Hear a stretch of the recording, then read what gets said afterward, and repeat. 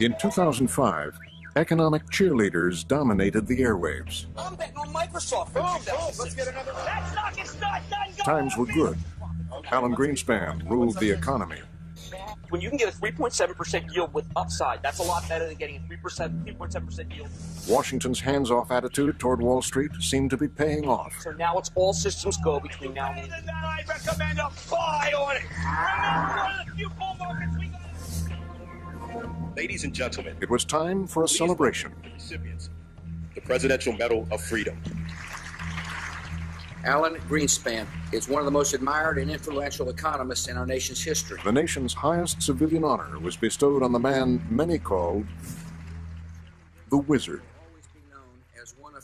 More than one story was written about Alan Grinspan as the wizard, the man behind the curtain, the Wizard of Oz. Alan was a great wizard. No one understood what he said, but he said it in such a way that everybody bought it. What's going to happen when all of this stimulation starts to decline?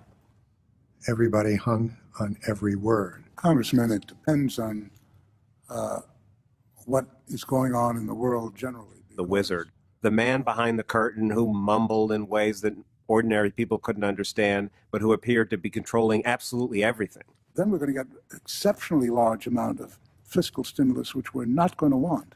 Very few people wanted to take him on or challenge him because he knew so much more than they did, and if he didn't, he certainly appeared to. In his 18 years as Fed chairman, he applied those 5 presidents had watched Alan Greenspan work his magic. It started back in the Ford administration. Alan Grinspan was a financial consultant who was hired by Jerry Ford, first to be head of his Council of Economic Advisors in the 70s. But Alan Greenspan was not your stereotypical economist. He was also very charming and a man about Washington. He played jazz clarinet, had made himself rich on Wall Street, and he had embraced an unusual political guru, challenging the moral code of altruism. the libertarian philosopher Айн Рэнд. Everybody is enslaved to everybody. Greenspan is a disciple. She is the great champion of government as a destructive force that just gets in the way. Mike Wallace, Айн Рэнд, 225-1. I've practiced it all my life. Can I ask you to capsulize your philosophy? I'm opposed to all forms of control. I am for an absolute, laissez-faire, free, unregulated economy. Let me put it briefly. I'm for the separation of state and economics. Greenspan talked about Rand in his autobiography. Айн Рэнд became a stabilizing force in my life. It hadn't taken long for us to have a meeting of the minds, mostly my mind meeting hers. Rand stood in the Oval Office as her star pupil was sworn in. Greenspan had a very clear ideology about regulation. His philosophy was in the form of what we called libertarianism. And that meant those who do well prosper, those who do poorly fail, and the market clears the transactions. That I will faithfully execute the office of President of the United States. It was a philosophy made to order for Ronald Reagan. Government is not the solution to our problem. Government is the problem. In 1987, Reagan made Greenspan the most powerful banker in the world, the chairman of the Federal Reserve. Greenspan was a believer in Айн Рэнд, a believer in free market. A little bit curious for a central banker, because what is central banking? It's a massive intervention in the market, setting interest rates. Greenspan worried about this contradiction in his autobiography. I knew I would have to pledge to uphold not only the Constitution, but also the laws of the land, many of which I thought were wrong. Now the Vice President will swear Alan Grinspan in as the third. He swore the oath and took the job. I had long since decided to engage in efforts to advance free market capitalism as an insider, rather than as a critical pamphleteer. He understood that there were laws he had to enforce that he personally would not have passed, but he intended to do as little as he could on regulation, and he proceeded to do just that. And by the time Bill Clinton took the White House, the anti-government rhetoric had become so fashionable that even some Democrats embraced it. Ronald Reagan had won. Government was seen as the problem, and even though Bill Clinton was someone who believed in government and wanted to use it, he was kind of forced into that Reagan-esque ideology because that was what people wanted to hear. From the beginning, Clinton aimed to reassure powerful forces on Wall Street. And he did so with a key appointment. I asked Robert Rubin to serve as assistant to the president for economic policy. Rubin is the best-known financier in the country at that point because he had run the legendary Goldman Sachs. Bob Rubin was Bill Clinton's emissary to Wall Street. Clinton placed great trust in Bob Rubin and Bob Rubin's view of financial markets and financial regulation. He had an enormous amount of credibility because he was a business success, and Democratic administrations always seem to worship people who can excel at business. At the White House, and as Treasury Secretary, Rubin found an unlikely ally. Clinton had asked Allan Grinspan to stay on. Bob Rubin and Allan Grinspan were very much in lockstep. They had very similar views on Wall Street. It boiled down to the less regulation, the better. And Rubin populated the Clinton administration with a network of free market true believers. It wasn't just Rubin and Greenspan who were these free market acolytes. That thinking pervaded the Treasury and the White House. Among Rubin's acolytes, 35-year-old Timothy Geithner, and Rubin's top deputy, the outspoken Harvard economist Larry Sammers. Sammers is tough. Sammers is very blunt-spoken, doesn't suffer fools lightly or anyone else, as the saying goes. Bob Rubin is not a guy who likes confrontation. He's confrontation averse. But he understands that you need someone in there who can swing a heavy axe. And that person was Larry Sammers. He was the enforcer. Together, Greenspan, Rubin, and Sammers formed their own pro-business anti-regulation support group. They're the committee to save the world, according to the Time magazine cover. These are the people we turn to at that moment, who together, all three in a way, say, trust us. They seem to have things under control. You know, the world trusted Rubin and Greenspan, so why wouldn't Clinton? You know, and the market was doing great, and the country seemed to be doing great. Big day on Wall Street as stock prices return to territory. The party on Wall Street today, posting a triple-digit gain along trading with at 5 times its offering price. 9 for a total of 41,000. Extremely active volume, 55 million shares changing hands, and market rent is 2,500 knots. These were the euphoric go-go 90s. Well, you know, the mid to the late 1990s were a very ripe boom period. It was the most robust portion of the tech boom. Internet fever has not subsided. On the money tonight, internet fever again. eBay up 700%. The financial markets were zooming. Priceline.com is the latest beneficiary of the internet stock craze. The market was rocking and rolling. Shares of the web technology companies soared more than 450%.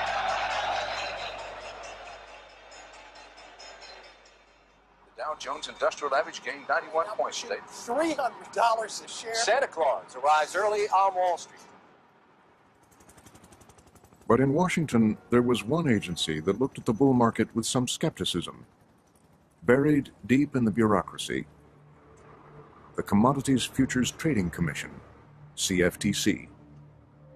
It was a small fish in a otherwise a pretty big pond. It was always viewed as kind of a sleeping, small, not terribly significant agency. The agency was authorized to regulate agriculture futures and to oversee arcane, complex financial instruments known as derivatives. You know, they're one of these little afterthought agencies that kind of get in the way of the big guys. The CFTC started getting in the way in 1996 when a new chairperson, Brukсли Born, took over. My law practice was in the derivatives area. I'd practiced derivatives law for more than 20 years.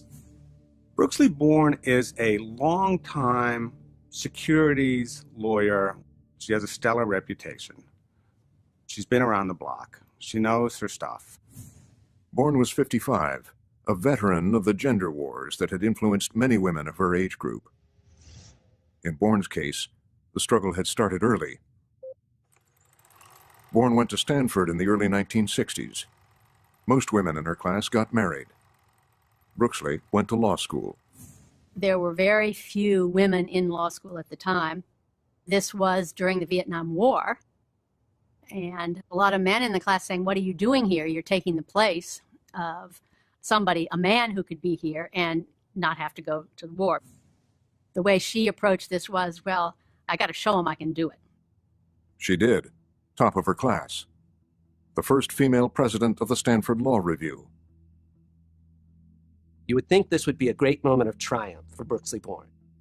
Instead, she gets a phone call from one of the deans, and he says, Brooksli, I just want to let you know that the faculty stands ready to step in if you're not able to pull this off. It goes on like that, on and on and on at each step of Brooksli Born's life and career. In Washington, she became a partner in a prestigious law firm, built an international reputation, dances with other powerful female attorneys, including one who happened to be the wife of Arkansas's governor. She had developed a very close relationship with Hillary Clinton when Hillary Clinton was a very prominent lawyer in Little Rock, Arkansas. And then Bill Clinton won the presidency. Brooksli Born found herself being invited down to Arkansas during the transition for a meeting with him to discuss possibly being the Attorney General of the United States. She's very self-effacing. You know, she's flattered, but she's going to see if it happens. Week 7 of the Clinton transition. NBC's Andrea Mitchell tonight. For Attorney General, Clinton is considering Washington lawyer Brooksli Born, but he may have... Brooksli went in for an interview with Clinton. The story that comes back was that Clinton found her boring and that it never went anywhere. It didn't happen. Janet Reno was chosen.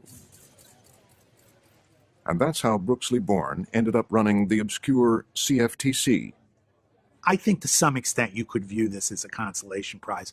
To the general world, people who knew Brooksli, the circles she traveled, the American Bar Association, the DC Bar, all the prestigious boards she served on, people were probably scratching their heads. An experienced financial litigator who'd seen the worst of the markets, Born was a believer in government regulation. Given the political climate in Washington at the time, clashes with Grinspен, Rubin, and Sammers were inevitable. Almost right away, she had one. It began after she received an invitation to lunch at the Federal Reserve with the chairman himself. How could you not have a little bit of butterflies in your stomach when you're going to go see Allan Grinspan at that moment in time? It didn't take long for Born to learn that she and the chairman were not going to see eye to eye. He said something to the effect of, well, Brooksli, we're never going to agree on fraud. And she said, well, what do you mean? And he said, you probably think there should be rules against it. She said, well, yes, I do. He said, you know, I think the market will figure it out and take care of the fraudsters. The Allan Grinspan lunch, did it actually happen? Where he says... I'm not going to talk about it. I'm not going to talk about it on camera. Born is reluctant to speak about her meetings with Grinspan or others in the Clinton administration. Grinspan refused to speak to Frontline at all, but Born's advisors did. Grinspan didn't believe that fraud was something that needed to be enforced, and he assumed she probably did. And of course she did. I've never met a financial regulator who didn't feel that fraud was part of their mission. And this is an absolute stunner for the new head of this tiny agency, who is charged with making sure people don't commit fraud. Well, I think she was taken aback about how far he would go towards deregulation, that even the notion that we should police fraudulent activity, he didn't think was something that was a given. That was her introduction to Allan Grinspan. The clash with Grinspan didn't intimidate Born. She was determined that her agency would investigate fraud at the first opportunity. One area that caught her attention was a new and highly lucrative market, over-the-counter derivatives. She starts to realize that there's this whole world out there of what are called over-the-counter derivatives that are essentially unregulated. It's not even that they're unregulated, it's that the government doesn't even know what's going on. My staff began to say how big this was and how little information they had about it. On Wall Street, they described it as a black box. Only the parties involved in a deal knew what was happening. The derivatives market was a market that was not well understood, was growing rapidly, that had a few really smart, aggressive, innovative players. Derivatives, swaps, basically bets between companies and banks, laying off risk. Derivatives, in essence, are insurance policies that various players on Wall Street enter into to protect themselves from unforeseen calamities. It was a $27 trillion market, happening out of sight, inside a black box. We didn't truly know the dangers in the market because it was a dark market. There was no transparency. The conditions were very favorable for things to go wrong. As Born's investigators learned, there was also plenty of room for old-fashioned fraud. There's this major scandal at Bankers Trust where they have taken two of their customers, Procter & Gamble and Gibson greeting cards, to the cleaners with these complex over-the-counter derivative products. In derivatives sold by Bankers Trust. Procter & Gamble claim they've lost millions of dollars from derivative deals arranged by Bankers Trust. In 1993, Bankers Trust, one of the largest banks in the country at the time, had sold derivatives to Procter & Gamble. Procter & Gamble sued Bankers Trust, claiming that they had been sold products that they didn't really understand and that blew up in their face. The lawsuit set the stage for a stunning revelation. Bankers Trust employees took advantage of the fact that derivatives were too complicated to understand. It opened a window onto what was really going on in the derivatives market. As part of the case, Procter & Gamble discovered secret audio tape recordings of telephone calls among Bankers Trust brokers. There was one employee who described the business as a wet dream. A Bankers Trust employee said, "We set him up." They had taped phone calls from people inside Bankers Trust who were sort of chuckling, saying, "Haha, these idiots really think that this is in their best interest, but haha, it's not. We're probably going to end up cleaning their clocks on these contracts." It had all happened in secret. Even this blatant scam might never have been discovered by the government. The only way the CFTC found out about the Bankers Trust fraud was because Procter & Gamble and others filed suit. Looking inside Wall Street's black box was impossible for Born, or indeed any other government regulator. They're unregulated. The contracts aren't traded on exchanges. They're entered into between private parties. There was no record-keeping requirement imposed on participants in the market. There was no reporting. We had no information. There's no way, really, for the government or anyone else to know how many of these are out there, know how big a market it is, and know who owns them and who owes who money, because it's just a bunch of contracts in file cabinets in the lawyers' offices of banks and hedge funds all over the world. And that's what frightened Born more than anything. Trillions of dollars, and the biggest banks in the country operating in secret. If something went terribly wrong, the high-stakes derivatives market could take down the entire financial system. And that's what everybody's worried about. You have one big institution that fails. It can't pay its obligations. It forces somebody else into a dangerous territory who can't pay their obligations.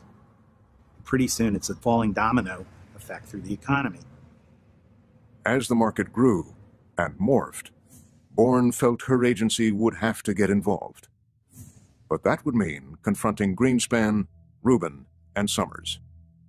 She used to say she would lay awake at night, turning in her bed, because she could see, coming down the road, the crises kept building and building.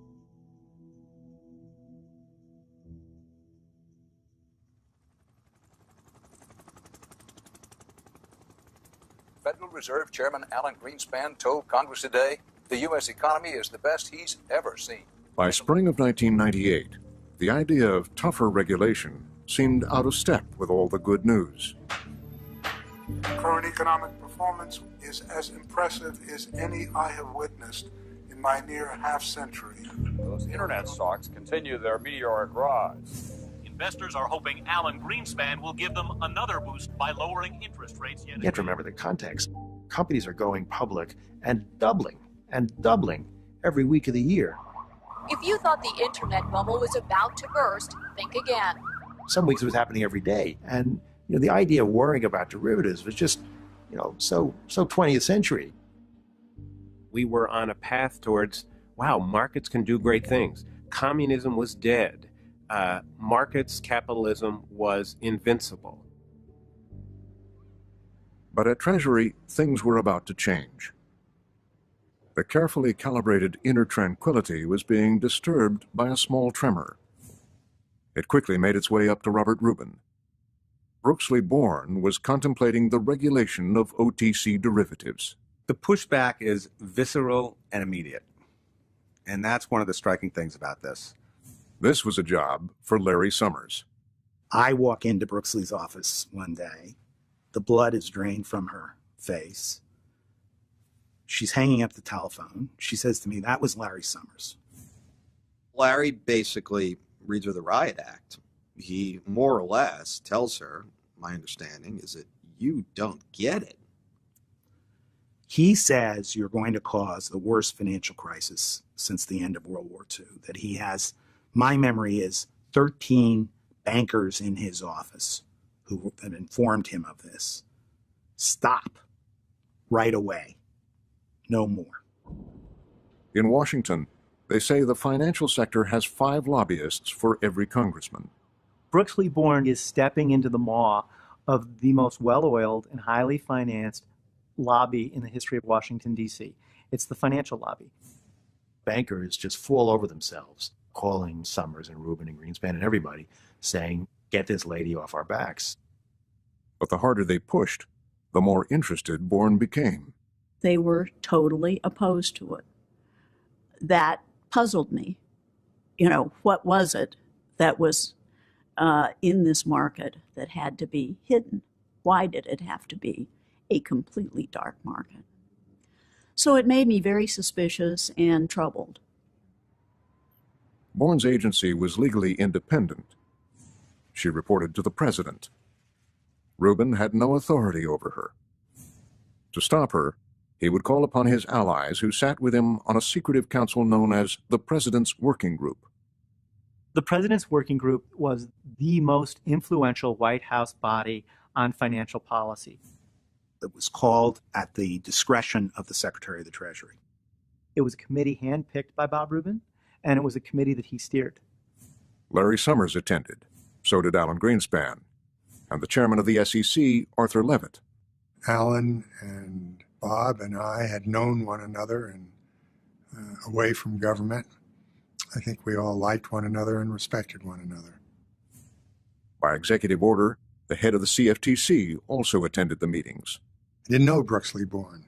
I was told that she was irascible, difficult, stubborn, unreasonable. Rubin, Sammers, and Grinspan had a great deal of faith in their own intellects. And I think that they were not welcoming of somebody who looked at the world different and was kind of abrasive. They were used to dealing mainly with men and with people they knew. And here was someone they didn't really know. They didn't know that much about her. And to boot, she was a woman. So, put it all together and you got somebody that you can kind of flick off in the back of your hand. At least they thought. As Rubin was quietly preparing the working group, Born was taking the first steps toward regulating OTC derivatives, designing a document known as a concept release. In response, Rubin acted, calling an emergency meeting of the working group. We're driven there, and we get out at the entrance to the Treasury, go up to the room. Everybody assembles. The secretary walks in. The meeting is called to order. And the subject of the meeting was to discuss the concept release, and the clear mission of it was to convince Brukсли that it shouldn't be issued. What's amazing is that Rubin and Grinspен said, no, no, no, you can't do that. We just can't have this. And it got pretty nasty pretty quickly. Those on the other side were saying, look, this deregulated market is part of what's brought us the boom times. And so we don't want to change that. You know, the market will take care of everything. And we really don't need regulation of these. And in fact, it would be counterproductive. Each of the principals in turn, that is to say, Rubin, Grinspen, and Levitt, take their shot at telling Brooksli that she shouldn't do what she's doing. Rubin says to her, you don't have the legal authority to do this. And Brooksli said, oh, that's interesting. That's the first time I've ever heard that. All my lawyers at the CFTC have assured me that we have the exclusive jurisdiction to do this. Rubin was condescending toward her. He said he would get his lawyer in the department to help her understand the laws better, something like that. SEC Chairman Arthur Levitt had been personally lobbied to join the effort to shut Born down. This tight-knit group persuaded me that we really would face a situation of financial turmoil if we tried to undo these existing contracts. And then it was Allan Greenspan's turn. I happened to be sitting behind Brooksli and behind Grinspen. They're sitting next to each other. Grinspen turns to her, she turns to him. His face is red, and he's clearly quite upset. He was very adamant that this was a serious, serious mistake, that it would cause untold damages to the financial services market, and that she should stop and not do this, that it was unwise and would cause tremendous damage. In a group of this kind, there will be a disparity in power, and it would take an extraordinarily outspoken, knowledgeable, pugnacious person to fight the losing battle against the titans who led that group. It's the education of Brooksli Born. They decided that, hey, she's not playing ball. We're going to teach her a lesson. And we're going to get this thing killed because we don't want it to happen. But 2 weeks later, Born told her staff to publish the concept release. That creates an earthquake. You're talking foundation of the building. And she is literally in the crossfire of an amazing number of bullets. The response of the working group was immediate and unprecedented.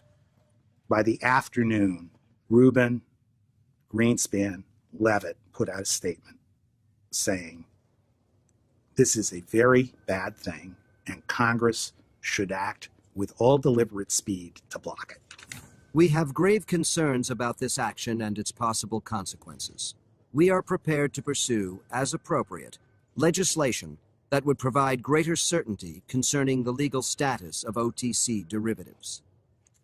The powers that be in Washington put out the word to the media, and they put out the word to Capitol Hill that her views were not to be trusted, they were not to be taken seriously, that she was running a podunk agency. This was a power grab, and she didn't have a clear understanding of the products that she was going to regulate and shouldn't be entrusted with that kind of power. And it would be a great mistake if she were. The hearing of the Senate Agriculture Committee is now called to order. Only Congress had the legal authority to stop Born. Rubin, Grinspen, Summers, and Levitt lobbied hard. Today we will receive testimony on over-the-counter derivatives. Hearings were held almost immediately in both the House and the Senate. Brooksli is a lady, and the men were gentlemen, but the feelings were quite intense. This was an enormous embarrassment to the executive branch because they couldn't coordinate with each other. There are a ridiculous number of congressional hearings. Essential that the government not create uncertainty. CFTC wants to come into somebody else's yard here. She just gets pummeled on Capitol Hill. I see no evidence whatsoever to suggest that this is a troubled market, that fraud is rampant. The release has cast the shadow of regulatory uncertainty over a thriving market. The CFTC's action has and will bring, I believe, significant disruption to this important global market. It serves no useful purpose, hinders the efficiency of markets, to enlarge. All the regulators there testifying, and all of them say this is a bad idea, this is a bad idea, this is a bad idea, this is a bad idea. And then she says this is a good idea, and the senators and congressmen just beat her over the head. I feel very strongly that we should not have one agency innovate in this area, and in doing so create very substantial financial problems. 90% of the members of Congress couldn't have told you what a derivative was. So all they knew was that these guys on Wall Street, some of them make big campaign contributions, many of them seem very smart, say if we do this, it'll screw up the economy. My question again is, what are you trying to protect? We're trying to protect the money of the American public, which is at risk in these markets. That summer of 1998, Born testified 4 times before hostile congressional committees. They were hearing from very respectable sources that there was no problem, and they chose to rely on those people. And I think that was understandable. I think it was unfortunate, but I think it was very understandable. I thank each one of you for coming and for your testimony. Thank you, Mr. Chairman. Thank you. The system wasn't set up to allow somebody like Bruksley Born to have a real impact. She was running against the tide of very powerful forces, and powerful forces that were doing exceptionally well. As Congress headed for the summer recess, it seemed likely they would not heed Born's warning. She had no support anywhere. She wasn't a member. She had no political capital. She had no chance. Then Born's warning became a prophecy. I was at home and I got a call, and as I would often get a call from the Treasury operator. And it was Secretary Rubin on a Saturday, and the Secretary of the Treasury wants to have a conversation with me about this hedge fund that apparently was about to go under. The hedge fund, long-term capital management, was melting down. A quiet panic had begun. It looked exactly like what Bruksley Born had been warning about. Known on the street as LTCM, it was the trillion-dollar favorite of in-the-know investors. LTCM's a hedge fund. It's run by John Merriweather, ex-Salomon Brothers. He's considered one of the great geniuses of the bond market. Tons of money flows his way from private investors who would like to make a killing via his smarts. The firm also had the former vice chairman of the Fed, Allan Greenspan's number 2. David Mullins and John Merriweather operated LTCM outside government regulations.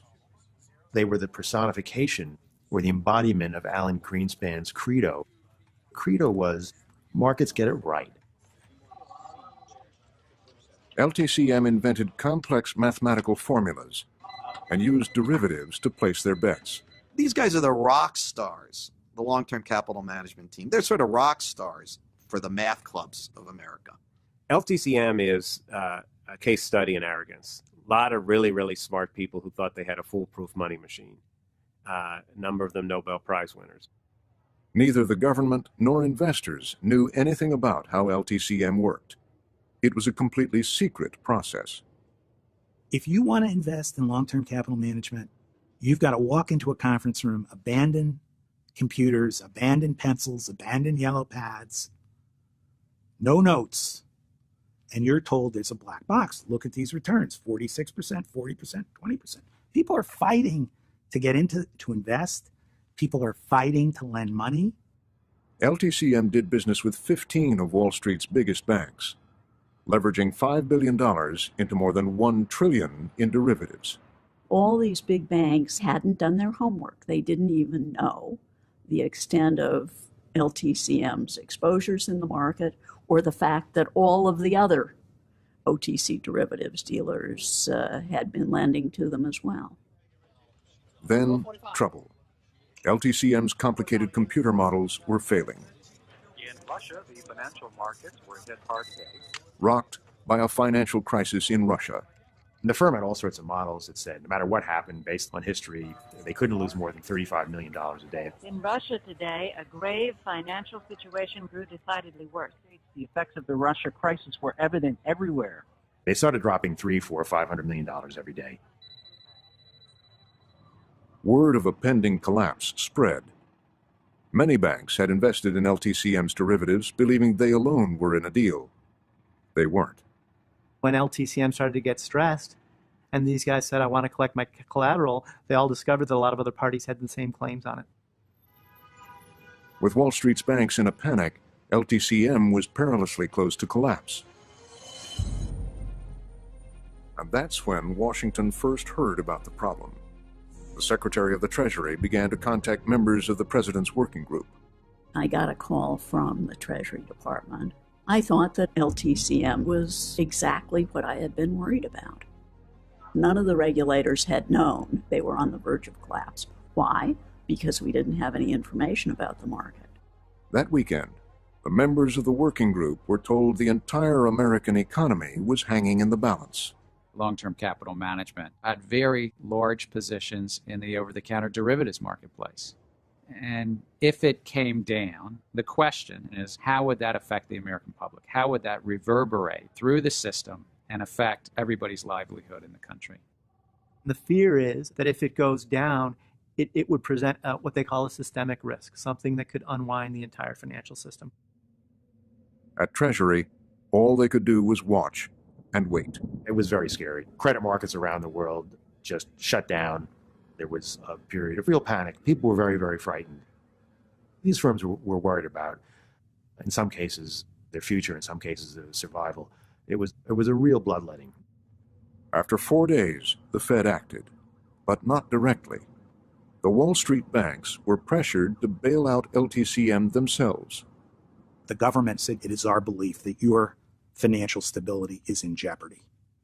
And the way to solve this problem is for you each to pony up $400 million and buy the fund, prevent it from collapsing, and try and work the thing out. 14 banks agreed to put up a few $100 million each, about $3.5 billion total. It worked. The crisis passed. In Washington, a collective sigh of relief. And then, a call to action. Some in Congress began to clamor for regulation. The United States government is obligated to be on top of the issues. When and how did the concept of market self-regulation fail us? Americans should be worried about the gambling of Wall Street elites. That puts at risk every American. It puts at risk democracy. How many more failures do you think we'd have to have before some regulation in this area might be appropriate? There was a strong sense that we ought to do something about these derivatives, that they really were posing a risk to our national economy and to the global economy. But Alan Grinspen had no intention of yielding. I know of no set of supervisory actions we can take that will prevent people from making dumb mistakes. I know of no piece of legislation that can be passed by the Congress which would require us to prevent them from making dumb mistakes. Congress was told that this was an anomaly. This was not indicative of dangers in the market. I think it's very important for us not to introduce regulation for regulation's sake. In the end, Congress agreed with Alan Grinspen. There would be no new regulations of over-the-counter derivatives. So now this is an unregulated market. No transparency, no capital reserve requirements, no prohibition on fraud, no prohibition on manipulation, no regulation of intermediaries. All the fundamental templates that we learned from the Great Depression are needed to have markets function smoothly are gone. But within the next few weeks, Congress did decide to do something about Brukсли Born. They stopped her entirely. Essentially what you have is a very bald and brutal power play. They defenestrate her entire agency. They say, because you haven't played ball, we are now declaring a regulatory freeze on anything you folks can do in this market. Forget it, you're done. And she was. Born resigned. There was not anything effective that was going to happen in the over-the-counter derivatives area.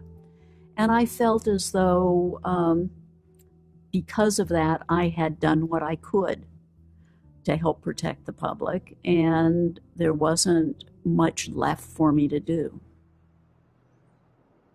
With Born out of the way, The last 2 years of the Clinton administration were a heyday of deregulation. OTC derivatives were off limits. Banks were freed to make riskier investments. Wall Street was largely left to regulate itself. Again and again during the Clinton administration, you see these examples of the top regulators basically saying the market knows better than us, and we're going to let the market do it. By 2007, the OTC derivatives market had grown to $595 trillion. That's $595 trillion. Stocks shot higher, giving the Dow its best day in The almost hands-off approach seemed to be working. Wall Street had bet heavily on the real estate boom. The economy expanded at a robust 4.3% annually. Those derivatives were at the heart of that strategy. You have derivatives, insuring derivatives, which are based on derivatives. It's almost an Alice in Wonderland kind of profitability. What, in fact, you essentially had was a big creaking time bomb that needed some sort of event to disrupt all of the assumptions everyone had. The stock market dropped by hundreds of points right from the open. Banking industry are plunging. The rate in America has now soared. the Dow The time bomb exploded almost exactly 10 years after the collapse of LTCM. Investors were shaken by Lehman's bankruptcy filing and what was essentially You had the most raw panic the economy and the financial markets had seen since the 1930s. It was ugly, it was broad-based, it was bringing huge institutions to their knees, and a lot of that was tied into derivatives. They are hidden like landmines in a battlefield, and nobody wants to give money to anybody else because they don't know. AIG plunging. At one point, they were down If AIG 70%. can't raise $20 billion, they'll have to announce bankruptcy tonight. It was my worst nightmare coming true. Nobody really knew what was going on in the market. The toxic assets of many of our biggest banks are over-the-counter derivatives and caused the economic downturn that made us lose our savings, lose our jobs, lose our homes. It was very frightening. I think to understand the crisis, you have to understand that it had many, many factors that contributed to it. But it's absolutely clear to me that if we had restricted the derivatives, some of the major problems would have been avoided. Had Brookslee Born been enfranchised, had Brookslee Born been listened to, had Brookslee Born been made part of the process, would that have had a different ending for what subsequently happened in the derivatives market? Certainly. In the aftermath, one former member of the working group has had a change of heart about Brookslee Born. I've come to know her as one of the most capable, dedicated, intelligent, and committed public servants that I have ever come to know. I wish I knew her better in Washington. I could have done much better. I could have made a difference. And the others? Robert Rubin left government to join top management at Citibank. The taxpayers have pledged more than $100 billion to keep Citi afloat.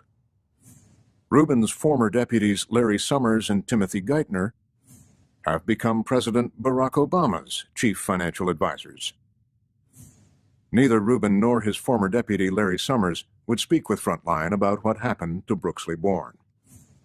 And Rubin's other top deputy, Gary Gensler, now holds Brookslee Born's former post at the CFTC. It still lacks authority to regulate OTC derivatives. Alan Grinspen retired from the Federal Reserve just before the crisis hit in 2006. Committee will please come to order. Last year, he once again appeared before the Congress. You see Greenspan at the hearing table after the collapse, and you see a crushed man, really. He said that the premise that you could trust markets to regulate themselves was misplaced. You have been a staunch advocate for letting markets regulate themselves. And my question for you is simple. Were you wrong? Yes, I found a flaw, but I've been very distressed by that fact. You found a flaw in the reality. Flaw in the model that I perceived is the critical functioning structure that defines how the world works, so to speak. In other words, you found that your view of the world, your ideology, was not right. Precisely. No, that's precisely the reason I was shocked, because I've been going for 40 years or more with very considerable evidence that it was working exceptionally well. After almost 2 decades of public service, he realizes that the economic philosophy that he had pushed so hard, resisting regulation of derivatives, he realized that there were some fundamental flaws in that whole philosophy. It was a pretty incredible moment that after a lifetime of faith in a certain way the world worked, that Grinspен would say, I was wrong. It struck me as someone admitting that the core belief that had animated, basically a 20-year, 18-year career as Fed chief was wrong. It's stunning, but it doesn't undo the damage. And President Obama visits New York today to deliver a major address to Wall Street. Last month, the president spoke on Wall Street. We will not go back to the days of reckless behavior and unchecked excess that was at the heart of this crisis. Right now, he is deciding how hard to push to regulate the OTC derivative market. We've got to close the loopholes that were at the heart of the crisis. Where there were gaps in the rules, regulators lacked the authority to take action. The president's point man, Larry Sammers, now says he supports strong regulation of over-the-counter derivatives. And Treasury has released a proposal outlining some of the same ideas Born had 11 years ago. But the financial lobby is still against those ideas and is lobbying hard at the White House and in Congress. The new regulations are stalled. I was very hopeful that in the aftermath of the crisis, we could see what had gone wrong and say, let's fix it. But it may be that we are passing that critical moment, and in that case, the necessary reforms will be just much more difficult to come by. As for Brukсли Born, without new regulations, she's offering another warning. I think we will have continuing danger from these markets, and that we will have repeats of the financial crisis. May differ in details, but there will be significant financial downturns and disasters attributed to this regulatory gap over and over until we learn from experience.